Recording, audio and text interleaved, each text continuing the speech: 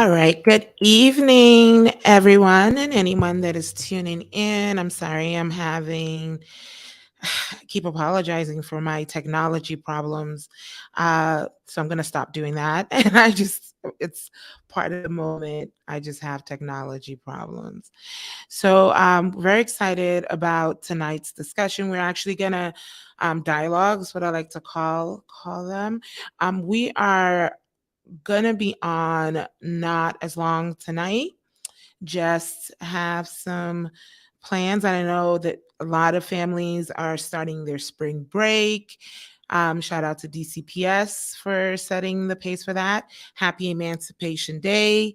DC Emancipation Day, for those that don't know, today, Monday is DC Emancipation Day, and we are still not the 51st state. So, this Emancipation Day is what it always means. Hashtag 51st state. So, our quest for liberation continues. Tonight, we are going to begin a journey that will continue in 2 weeks because we're actually taking a break from the boot camp for next week to honor um, the spring break, DCPS's spring break. I know that there are many different spring breaks depending on your LEA. My kid's spring break actually was last week. So, they go to a non public school in Rockville. So, in recognizing kind of like we can all say Merry Christmas, but people are celebrating other holidays at that time. We're just going to treat DCPS like a federal agency. Like it's the dominant body. And so we honor spring break because they honor spring break. Um, okay, all that to say, we're going to start our dialogue on school-based mental health and the workforce today. And then we're going to dig deeper in 2 weeks rather, in 2 weeks time. And as we get closer to the end, this is week 7, we are approaching the end of our caregiver boot camp. Very, very, very excited about that, and excited to share all the great activities that we have during our last week, which is May 8th, the week of May 8th through 12th. And we'll share that as soon as we get back in 2 weeks. So tune in with us 2 Fridays from now. But tonight we are having just a dialogue with the caregivers, 2 caregivers that are part of our political education boot camp, and just starting to tease out some of their immediate responses to things we're going to delve deeper down at our next session in 2 weeks. And in the next 2 weeks, we do hope to also invite people that are family centered or part of family centered organizations or agencies. There are some family centered government agencies or divisions of government agencies. And so we'll be having people who have been active within the school based mental health, particularly the Family and Youth Committee. But I'm going to explain what all that means tonight with our caregivers. So I'm just going to go ahead and do that so that we just get the show on the road. So actually, let me introduce them. Before I do that, let me introduce them before I bring them on here. So I'm going to share my screen. I'm going to pray this goes well. Okay, so I think I'm going to blow this up. I'm going to come back up here. So, I know, Jamaica, you may have sent me your picture. I apologies. In the planning to come live, I just could not figure out how to make my muscles work. But we have 2 caregivers tonight. Very excited about that. And we have Teresa Frizan, who is a parent of a second grader and works for the government, active at her children's school. And I'm sorry if I'm misgendered you, but at their children's school, I don't know your gender identity. So please let us know. I'm a she, her, and I have to do better at that. And even a lot of our accommodations, so much room for improvement to come. But anyways, Teresa is active at their children's school, is advocating for more transparency around special education, curriculum, and behavioral tools for students and teachers. teachers and students. And Jamaica McGill is a sibling, is an aunt and a sister who has been on a journey to learn and teach others about child development and equity. Love to see it. I am also a sibling. I started organizing, or they started organizing in Nashville. Um, got educational equity, wants to learn more, to grow in DC, to design capacity in the new hometown here in DC. So apologize if that's glitchy. We're going to get to know the caregivers even more. I'll bring back the slides when we get to the part where we need them. So for right now, I'm going to bring on Teresa, Jamaica. Thank you. I did not do your bios any justice at all. So I do want to give you guys an opportunity to self introduce, and please let us know anything that you want uh, for us to know about yourself. And we'll start with Jamaica. So, hello everyone, and thank you, Chioma, for the introduction. So, unlike most of the lovely people that I've been working with for the boot camp, I am not a parent. I am a caregiver, and I've been an advocate for many, many years for mental health and school based mental health. Um, I started out as an advocate in Nashville, where I went to school. I'm originally from DC, but I started out as an advocate in Nashville because they were going through a lot of the things that DC had went through as I was growing up. But they're so much more behind, and where they are when I was in Nashville in the late 2000s, it was probably about 2008, 2009. Um, they were where DC was probably uh, in 1999 when it came to a lot of the education and educational resources. And so that really helped me take a look at how I support my sisters, my brothers, my nieces, and nephews navigate the system of school based mental health and what are the resources that are available and how do they advocate for what they really need. So although in a different position, most definitely still seeing how people like me as caregivers are very vital to the community of advocating for what is necessary for all students.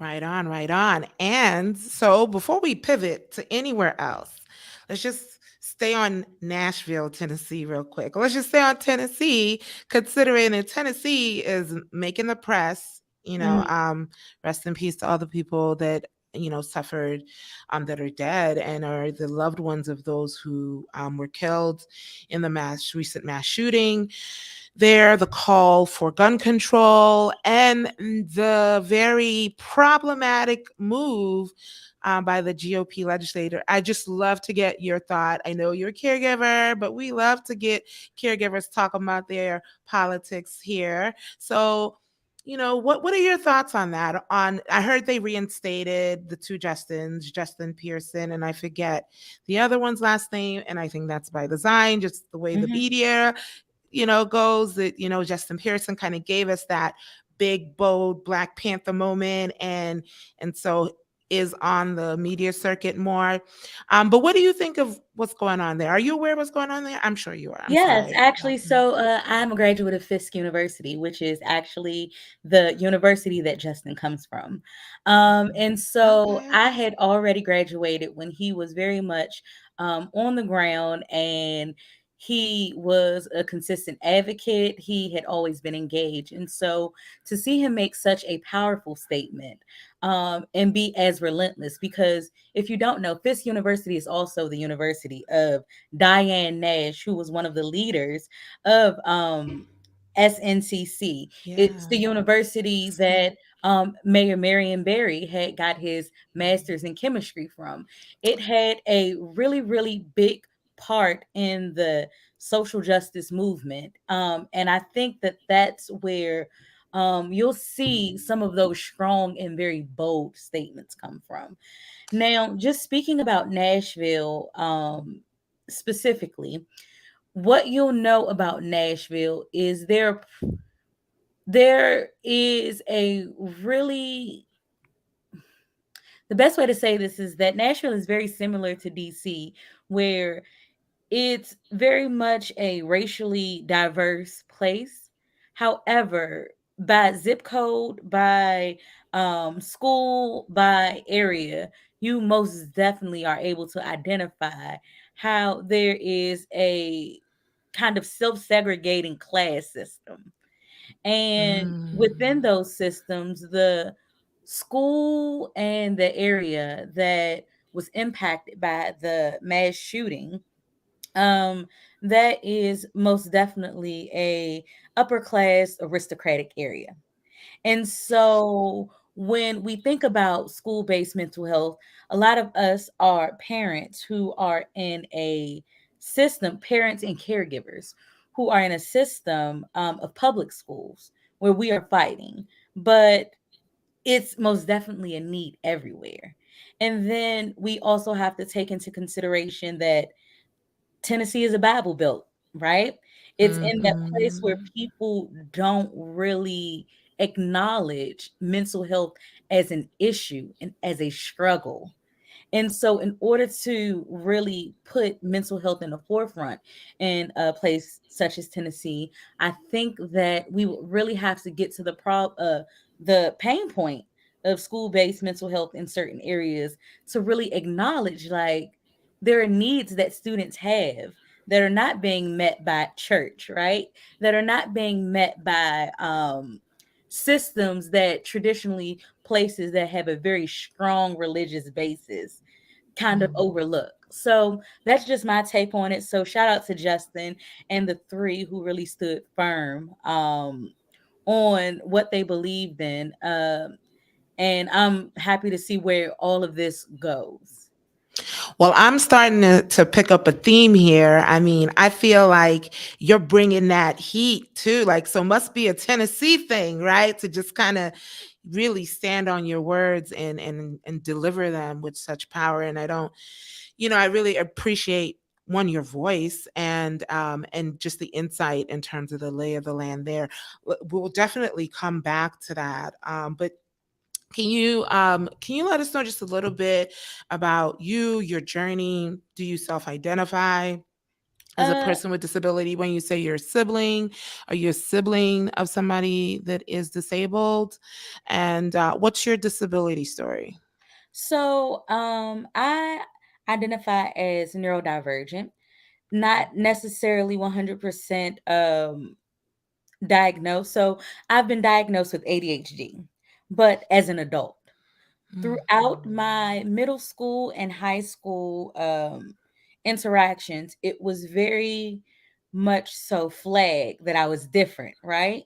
Or hyperactive or had issues with attentiveness. But it was often overlooked because it was seen more as behavioral challenges for teachers and behavioral challenges for administrators rather than the inability to accomplish things because it's a issue or inability to focus. Now, the second part of that, and why I say only not neurodivergent, is because after being diagnosed with ADHD and getting, therapy and interacting with having the same therapist for years, a lot of the things that she had identified was like, these are symptoms of actually autism. And it was at one point where like you hear people talk about like their icks now, like how certain things are sensory issues for them. But Mhm. growing up, just in my generation, it was just considered things that you didn't like or things that made you different, but not something that became like a barrier to your social interactions or barrier to certain developments. Like for me, certain things can be entirely too loud to the point where I cannot focus. And I was just like, well, most people, have that, but then it's to the point where like it's so overwhelming that I'm just like frustrated. Sometimes I want to break down and cry. And this is like Mm. adult Jamaica. And I will always look at it as, well, like, am I not maturing? Am I not growing in a way that, normal adults grow? But then Mm, after really having those conversations and being consistent with therapy, being consistent with mental health providers in my adult life, I was able to see that, like, this is actually a pattern that a lot of people who are diagnosed with ADHD or autism later in life have. But in our generation, it wasn't necessarily something that was identified. It was just, this person is different. This person just has their dislikes, or not really something to focus. So now, as a caregiver, I'm able to observe things. I have a younger brother who is formally diagnosed with autism, and he has more higher needs, and he also has developmental delays. And he's mm, now in high school. And then I also have nieces and nephews who range from ADHD to lower on the spectrum of autism, where they don't have as many high needs, but they most definitely have things that socially disconnect them from a lot of their peers. So mm. it's 100% me understanding the spectrum of it, right? Because I think that in the 80s and the 90s, there were terms that were used for kids who have autism that are much more harsh to us now, right? Um like mental delays, or they would be institutionalized for not um The R word, right? yeah, they would be Mm. institutionalized for not adapting to society the same. And so it's most definitely been a journey, because as a Black woman who grew up in the inner city in Ward 7, um, we deal with behavior, but not as much as what do all of those things come from. Wow. What I feel many ways about your story as adult identified or later identified. Now, just can you walk down just what do you, if you were to reimagine your life and your childhood, right? Like, what would you would you have liked to be identified, considering the context of the time, the level of stigma, and how much was going on? Like, do you feel that it would benefit you and your family if you were identified as a child? Um, as far as exclusionary discipline, yes, because I often faced suspension for things like insubordination, or I remember one time I was like suspended for leaving a place that at the time I can remember I had to be in like 7th or 8th grade. But it was kind of like really loud and clamorous. But we were told we couldn't leave, and it was too much for me. So I did leave. And so when I did leave, I was suspended. And so thinking back on all the instances of where it wasn't necessarily insubordination, but a misunderstanding, I would have liked to have the resources and the knowledge that I do now to better understand that position, so that I wasn't always suspended for 5 or 10 days for something as simple as insubordination. However, I do think that at the time there was a stigma, right? Like, I think in some aspects, kids are kinder these days. Like, they're able to see certain things within students and hear, like, this person has these differences. But growing up in Ward 7, like, people were not as kind. Like, you were most definitely called dumb if you were in class for that was excluded other people. You Mhm. were identified if you had additional wraparound resources. In high school, because I got suspended, I want to say I I received exclusionary discipline from the time I was in elementary school up until high school. And the first time I was introduced to a therapist was in the 11th grade. But I can be remember being suspended from 3rd all the way up until 11th grade. But there wasn't anything else other than suspension and exclusionary discipline before the 11th grade, when they introduced, like, maybe she needs a therapist, maybe she needs someone else to help us understand where she's coming from. Yeah, so the cynical side of me would be like, okay, this is them trying to clean up the mess because they know by 11th grade the plan is just to get you out of there, right? But you know, But the and challenge is that there's also these two types of autism, right? There are people who are seen as like these extraordinary geniuses, right? mm, Like the Albert Einsteins, and that's the kind of magnified view that a lot of people have. And then there's the other view where people do have those kind of like co-occurring developmental delays. And one of my things is that I was always able to excel. I could read a book and go back to any other day and tell you exactly what happened on page 24 and 42, and it be something that, like, I was that student that you will pull out for those good things, but then you have to pull out also because, like, you don't know how to do with the not so bright side of like someone who has those neurodivergence. So I also seen it within my brother who was diagnosed, because black boys are more than likely to be diagnosed with ADHD earlier and medicated for it earlier. And mm, so my brother was diagnosed with ADHD in maybe the fourth or fifth grade and had taken medication up until that point. But just like me, he also had that extreme brilliance. So you wanted to keep him in the class for those test scores and for all of those other things.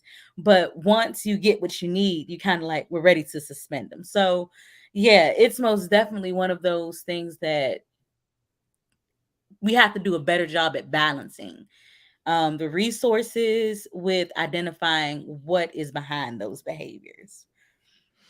yeah, thank you so much for that. And in this Mhm. autism acceptance month that we're in, you know, let's dig deeper because I think even within school-based mental health, and I don't want to jump too far ahead because I do want us to at least engage in brief dialogue here that around the topic, but I think it's more important to get to know you, but to be able to really recognize that in the process of thinking through the architecture of school-based mental health in DC does not understand or see or interrogate autism particularly and the many variations of how people show up neurodivergent in these ways and so when we talk about behavioral health it feels like the static thing and so I Mhm. really appreciate your personal experiences. I'm sorry that you had to go through some of the traumatizing sides of these. But as you know, as an autistic person, like, and a neurodivergent person, you know, you have these I hate to, you know, fall into the trope of like superpowers, as Yeah. people like to say, but that you do have gifts, and they do create advantages for you. So I'm glad that that has happened in your case. All right, so let's just turn over to Teresa real quick. Teresa, how are you? Thank you for joining. Been trying to get Teresa Yes. on here for a few weeks. Teresa's actively practicing step back, even though I will say, so we have a couple of white caregivers that are in the greater cohort that are part of this cycle, but Teresa is the only white, and I assume you identify as white. I'm gonna let you self-explain. But is one of our lighter skinned family members that participates in the cohort consistently. Teresa is there every week. And so I'm really grateful just even for that. But then getting to know you more and the advocacy you're doing and what motivates you to do in it. But let me hear in your voice, Teresa. Can you tell us a bit about you? Sure. This is a pleasure to be here. I've really enjoyed being part of the cohort and learning a lot. I do have a child. My daughter is in second grade. She is not neurodivergent and doesn't have any learning disabilities. So that I'm grateful for. But a lot of the people in her class do, in a variety of degrees of learning disabilities. And I kind of got involved. So we started. So she was at actually early on in pre-K. We were at Wheatley, which is a local education campus that goes PK3 through 8th grade here in Ward 5. And early on, loved the program. I mean, universal pre-K should be everywhere, but she had a fellow student who was having um, he was very violent, and he was very verbally abusive and used words that nobody wants to use, whether they're 3 or whether they're 52. Um, but so I really got involved with the teacher and trying to figure out what we could do and trying to see about this child. He was in foster care, so there was some issues about trying to get a guardian involved and getting him an IEP. So he finally got one at the end of the year.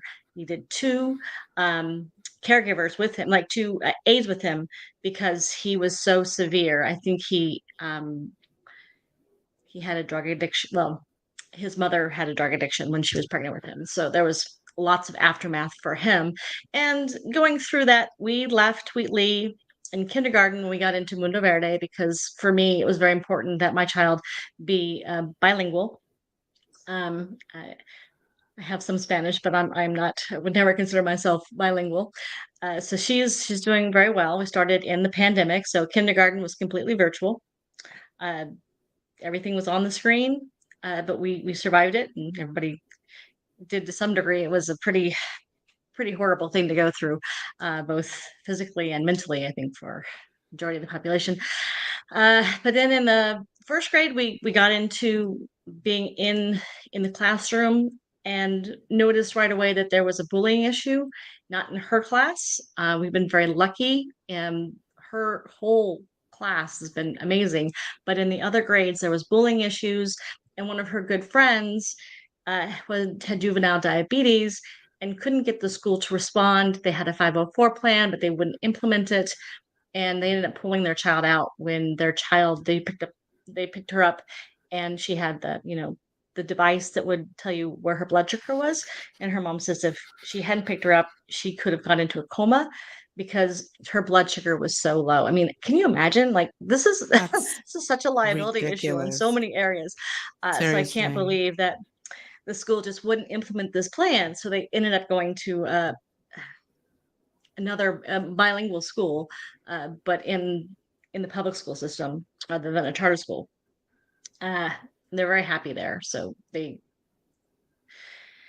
But I ended up getting involved in trying to be like, how can I bring attention to the school not following protocols, and also around bullying. They pulled their other child. They had 3 kids. They pulled them all out because the youngest one had juvenile diabetes, and the elder one was being severely bullied, not just verbally, but physically bullied. He'd come home with bruises and scratches. I'm like, there has to be something to really get this going on. Like, what supports can we give parents? What can we give teachers? So just talking to my fellow parents about what we could do.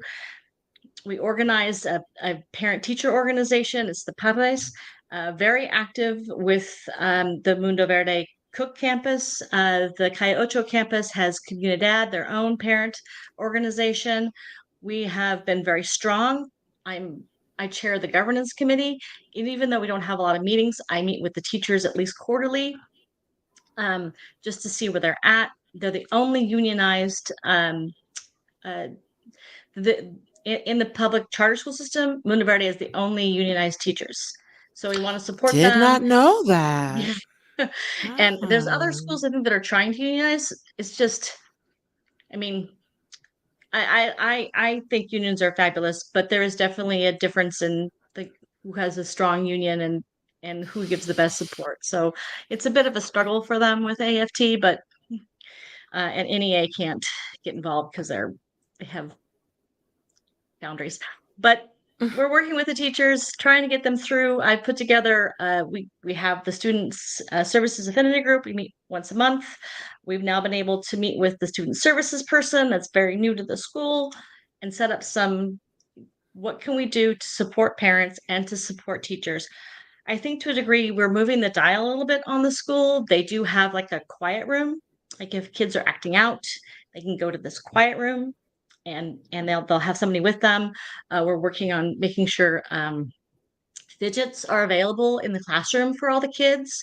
Unfortunately, after second grade, there's one teacher for everybody, and I think schools they should have um, two teachers in the classroom at these younger grades because they need more attention, more services, especially if they're trying to learn a different language. I think that's pretty hard to go. And Mundo Verde is the only bilingual, at least in the charter school system, that admits kids after the second grade, even if they have no foundation in Spanish.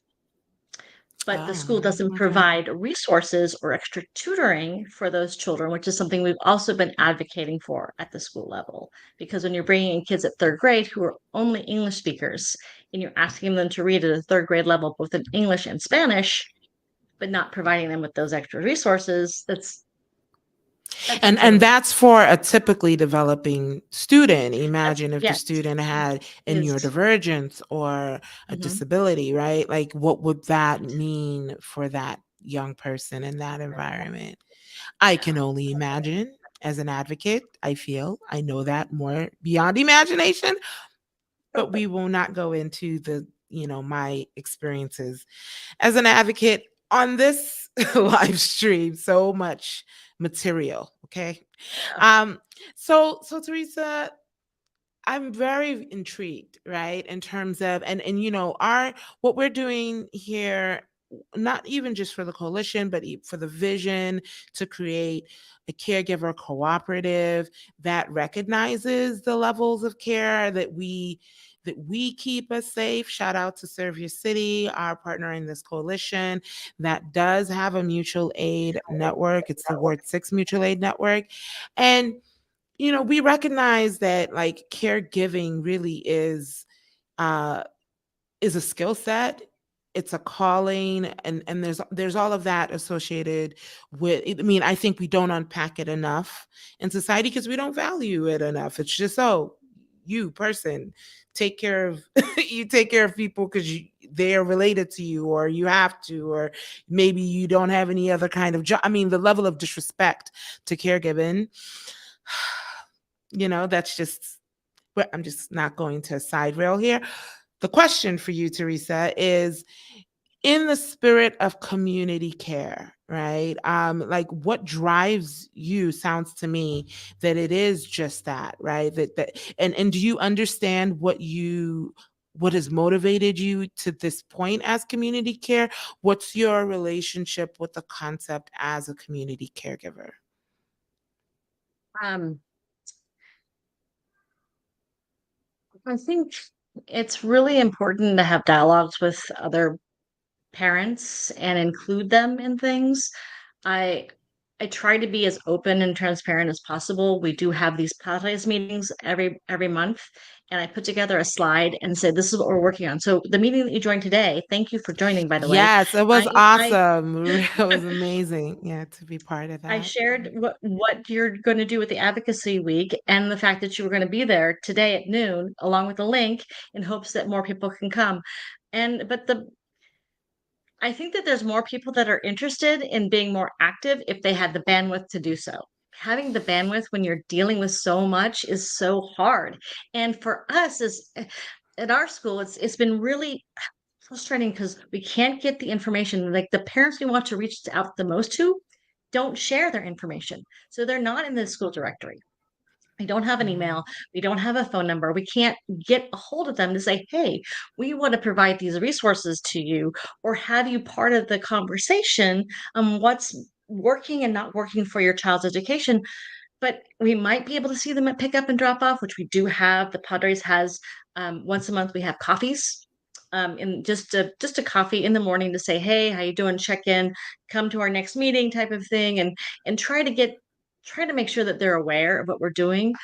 We have a WhatsApp group, and we ask parents to join that, so we can give them updates on if we're going to do a play date or if we're going to have, whatever information we're doing. So trying to be as inclusive as possible. And sometimes it can be just hurdles that you wouldn't even think of pop up.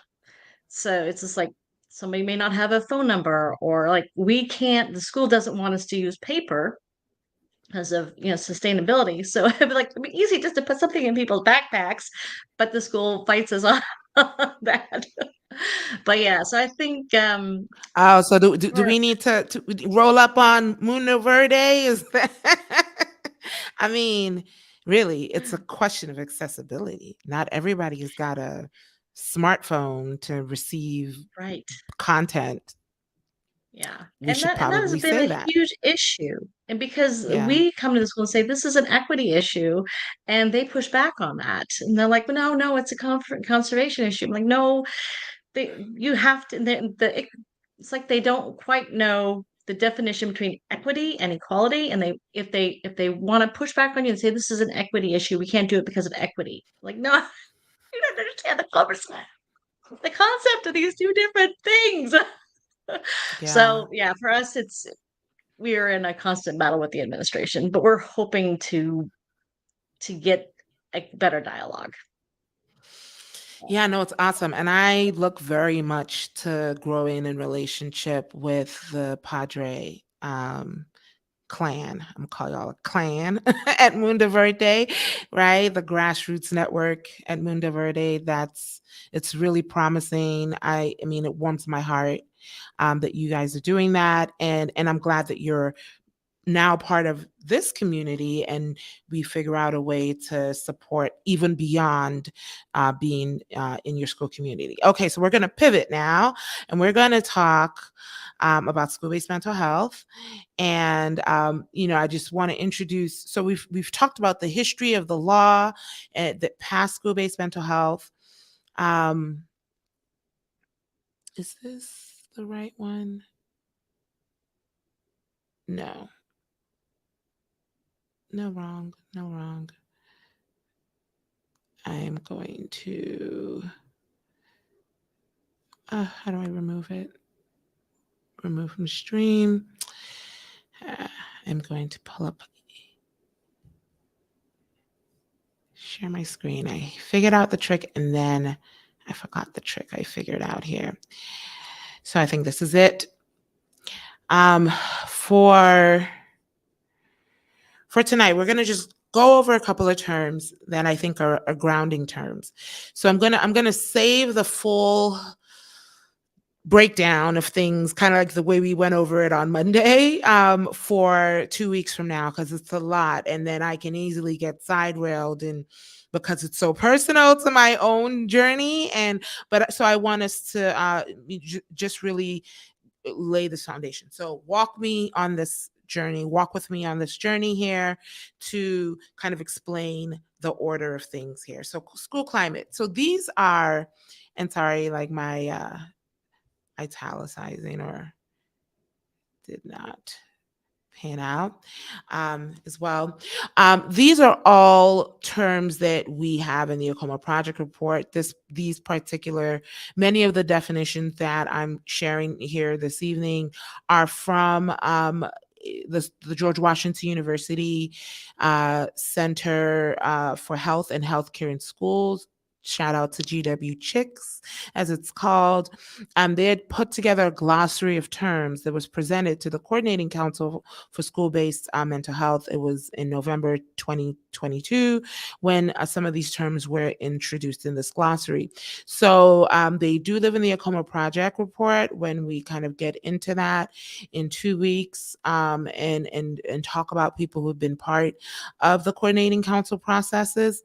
We'll get more into that. But school climate I want to think about this as a foundational concept that informs at least how the key actors of the Coordinating Council for School-Based Mental Health kind of see as a key objective, right, to influence, right? That the goal for a lot of the recommendations that came out of the task force that then created the coordinating council, and all this based on the South Capitol Street Memorial Act that we've talked about and had guests on earlier in this series. School climate is where they see as the place and location of critical impacts and measurable impacts. And the working understanding of what is school climate is the quality and character of school life. School climate is based on patterns of students, parents, and schools personnel experience of school life, and reflect norms, goals, values, interpersonal relationships, teaching, learning practices, and organizational structure. And I just want to, kind of gauge from you guys, are you familiar with this concept of school climate? What is your understanding of it? Do you feel enlisted as agents in your community to impact school climate if you're familiar with it? Either one of you can go. I'm not familiar with this, but it makes sense, and I think this is something we've been trying to do is like build. I We do coffees with the principal. Both campuses do, and one of the things I suggested was having maybe learning sessions attached to these coffees, so parents could come and learn something about parenting skills or resources or something that would help them build a better relationship with the school and with other families. And what was the response? The principal really liked it. I just it just hasn't happened yet, I guess. Okay. Shamika, what are your thoughts? Are you familiar with this concept? So I am And familiar with school climate and this concept. And I think that when I was an employee of a LEA, when I was in Nashville, um, we talk a lot about performative justice. And there are certain places that I don't reveal this school's name because I felt like a lot of our parent centered kind of like coffees and parent connections were more performative rather than really taking in the parents' feedbacks so they can have that impact on the climate, if that makes any sense. mm, However, I do see that at my niece's school because I feel like I'm very much involved in their education with their LEA. I think that they're one of the larger LEAs here in DC. And um the issue is the school culture versus what the growth of the school looks like. Because if you're mm, constantly trying to grow your network rather than really taking in that feedback from the parents, then the student patterns are going to go under the radar. The parents' feelings about the personnel issues and all of their experiences and the core values and all of those things will go under the radar because if they keep on getting enrollment, if they keep on getting someone to fill those seats so they can get the education funding for their school, then I don't think a lot of those schools really think about climate in that way. And that's just my perspective. I'm familiar with it, but I don't think there's a lot of attention to parents' involvement in the climate.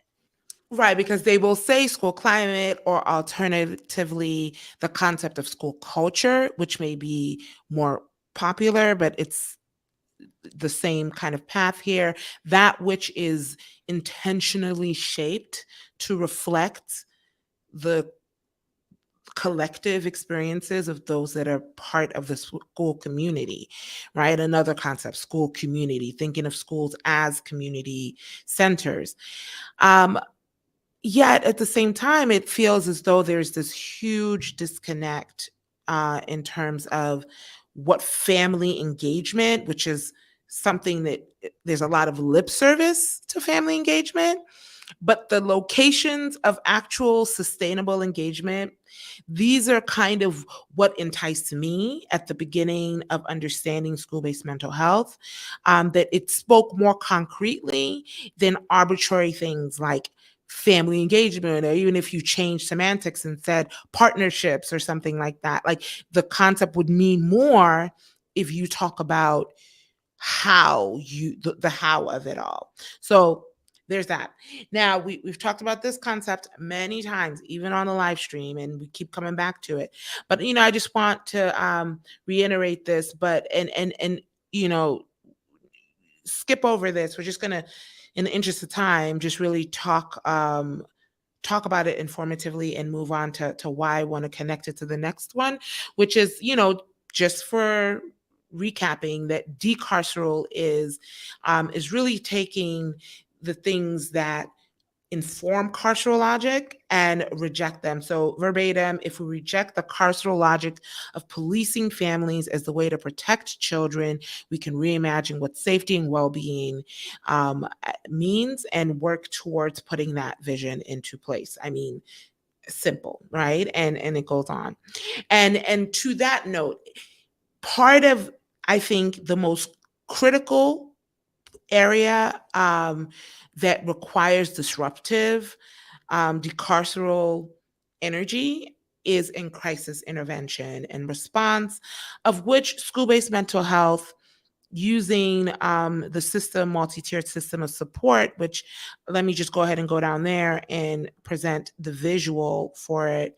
The MTSS is a framework that includes evidence-based practices implemented across a system to meet the needs of all students, but matched to the needs of that student and organized in a continuum of support based on a tiered system that is really three tiers, right? Tier one is universal promotion. Tier two is focused group or individual interventions, but in a general area that's not necessarily that private one-on-one support that is at the tier three level. The concept of crisis intervention typically happens at the tier three level. And last week we talked about, and there are many RTIs, right? So this MTSS is, for those who may know the more popularly known pyramid term called RTI, response to intervention. These are just tiered interventions. You can have an RTI for reading, RTI for English language learning, RTI for any kind of intervention that the school wants to create a science about. And MTSS encompasses not just the logic of RTI as in tiered pyramid interventions, it also incorporates other concepts like positive behavior intervention and support, and the energy that's behind that. It includes professional development. It takes in mind staff. And this concept here of teamwork, right? That's really that place where teamwork is more emphatic when it comes to behavioral disruption than possibly engagement in terms of working with families. Of course, creating curriculum that promotes emotional intelligence, that allows students to emotionally develop as they academically develop, and, parental advocacy, action, activism, and community, right? So these things all can be considered MTSS tools, and they all work together in these tiered systems.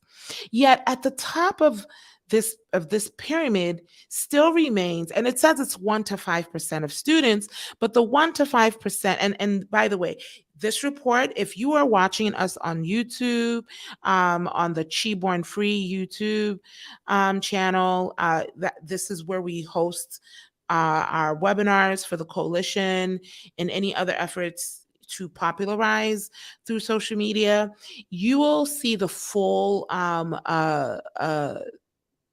session with Dr. Olga Costa Price, who leads the team at the GW Chicks Center for Health and Healthcare in Schools, and she presented to last year's caregiver cohort and went into great detail. So anyone can go in. You can either go on the playlist or look at our live streams from 2022, about February or March 2022, and you can watch Dr. Olga Costa Price's session, and it's a deeper dive into this that we are just breezing through. But the point is that at the tier 3 level, and it says 1 to 5% of students, but we know that those percentage of students are the highest needs students. These are the students with disabilities. These are the so-called at-risk students. These are the students who are disabled, at risk, and homeless, and everything else that we see that are navigating family policing systems left, right, and center. And by the way, this is the only tier that people actually get to navigate the system and get, or where organizations that provide tier 3 services are the only tiers of support that are Medicaid billable. Actually, that's not true. There are some tier 2 services which could be considered if you called it group therapy versus group support group, right? Like if you called it therapy and it was a group, you could probably bill Medicaid. But the point is saying that it is only under the most intensive interventions that do constitute the concept of crisis intervention that we see um, actual financial reward through organizations that are courted to be part of the school-based mental health program. And it's where they get to actually meet their organizational bottom line because they can also receive money back from Medicaid. And most providers that are eligible to provide school-based mental health services through a grant program by the DC Department of Behavioral Health are also Medicaid billable community-based organizations. And so this concept of crisis care, this is the jumping board to the, cradle to prison pipeline. This is the jumping board to prison directly, not just a pipeline. It's not like some kids just go directly to prison from such interventions, or they can go from institution to prison down the line, or to home to prison to constant suspensions. Whatever categorizes under crisis intervention. And shout out to the ACLU of DC, who is working hard on a crisis intervention policy white paper now that speaks to what happens in school and out of school. Around crisis interventions, and I'm going to stop on this. This is our last point. We're going to pick this back up our next session to say that crisis intervention is an immediate and short-term psychological care aimed at assisting individuals in crisis situations in order to restore equilibrium to their biopsychosocial functioning and to minimize the potential of long-term psychological trauma. This is the stated objective of crisis care, but it really is carceral care. Hashtag, right? In my opinion. Is it irrelevant? Can we avoid it? Absolutely not. It is just not realistic, but it is carceral. So is the question, how do we decarcerate it? How do we make sure things are identified earlier through tier 1 and tier 2? I've said of a lot of things. I will say one more thing. And then we're going to open up to your thoughts. So just to add food for thought, I want to point this particular tab out. I'm going to stop sharing for a second. I'm going to share another screen. Okay. So the DC Fiscal Policy Institute, which we've quoted on here before, recommends, they testified at council hearing this year, and shout out to Kabila Huddleston, And this is a testimony offered stating that DC must better address the behavioral health needs of students of color and girls. Right. Our focus, our scope, and our focus is disability justice, of which there are many disabled girls that aren't getting what they need, but I don't necessarily, Jamika, I think you would agree with me, right? But I don't necessarily see them actually prioritizing the needs of disabled girls, any more than the needs of disabled boys, or males or females or non-gender, non-binary, conforming. So all this to say that this is an excerpt from their testimony. It says the Committee of Health should host a public roundtable on the results of school-based behavioral health cost study. It says the DC has long needed a stronger and more sustainable school-based behavioral health program model, and the pandemic has only increased that need. The school-based behavioral health program relies on a blending funding model of a DBH issued grant for community based organizations, federal Medicaid reimbursements, and any funds that participating behavioral health CBOs raise on their own. It has become clear that the typical CBO grant amount that DBH awards is inadequate to address the demands and the needs of the program. In fiscal year 2023, the what's that? SFC, the what does that represent? SFC. Anyone? Successfully advocates, the Strengthening Families Coalition. That's what that is. The Strengthening Families Coalition successfully advocated for DBH to conduct a cost study of the program to estimate the true costs of operating the program across DC's 254 schools. The study is supposed to examine the following costs related to the program: CBO clinician salary and benefits, non-personnel costs, and various considerations such as the cost of providing more school-wide and small group services that cannot be billed by Medicaid. It says that, and for the past few years, the the energy around advocacy for school-based mental health has been surrounded around clinical care. And in my mind, and not just in my mind, through even our deep dive of in the Acoma project, which we're going to talk about more later, I mean, it is clear that it is through this prioritization of clinical care that concerns us the most about the carcerality of implementation. That there is nothing that has prioritized um, community care, that has prioritized a school climate from a dynamic level of actors, and that anywhere that actually is suggested is considered, we talk about it a lot, but there's just no money moving in that direction. So I want to end. I presented a lot to you guys, and from anything that I just shared with you guys, I nothing stresses me out more than feeling rushed. And I'm rushing my own self because, just to hop off, and I just want to give you guys the space to reflect on any part of what I just presented. What are your thoughts? I would like to have the both of you back in 2 weeks, but we're going to have other people, or at least one of you back. Jamika, I know Teresa, there's a lot going on. You're headed out of town. There's a lot motion. So, would appreciate any level of participation. But now is the time. What are your thoughts right now? Now's your moment.